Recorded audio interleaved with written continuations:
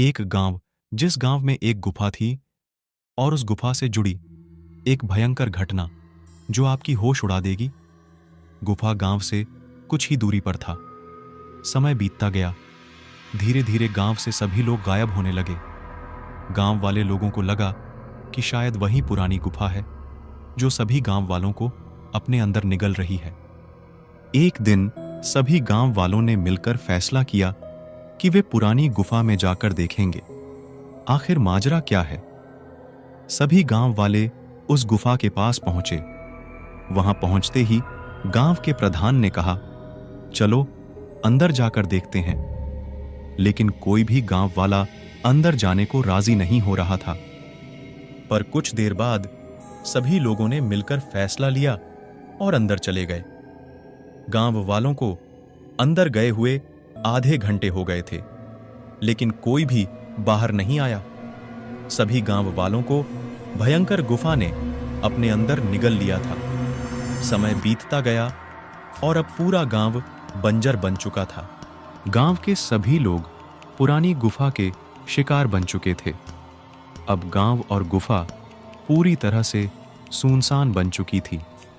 एक दिन उमेश नाम का एक लड़का उस गुफा के रास्ते से गुजर रहा था। उमेश जैसे ही गुफा के पास पहुंचा, गुफा के अंदर से एक रोने की आवाज आने लगी। उमेश ने उस गुफा के पास जाकर पूछा, कौन है अंदर? गुफा के अंदर से आवाज आई, बचाओ मुझे बचाओ, मैं यहां फंसा हुआ हूं।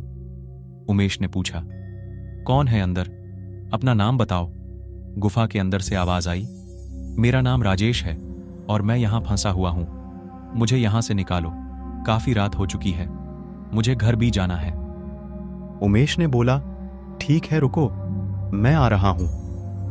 और जैसे ही उमेश गुफा के अंदर घुसा, उस गुफा में बसी आत्माओं ने उसे अपने अंदर निगल लिया। एक दिन फिर उस रास्ते से एक औरत गुजर रही थी। जैसी ही औरत उस गुफे के पास पहुंचती है, गुफे के अंदर से एक बच्ची की रोने की आवाज आती है। उस औरत को लगता है कि शायद कोई बच्ची अंदर फंसी हुई है। जैसे ही औरत गुफा के अंदर जाती है, गुफा के अंदर बसी हुई आत्माएं उसे भी मार देती हैं।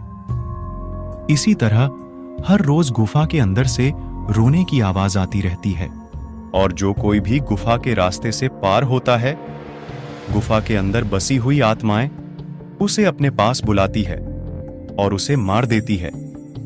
ऐसा माना जाता है कि यह गुफा की कहानी काफी सालों पहले शुरू हो गई थी।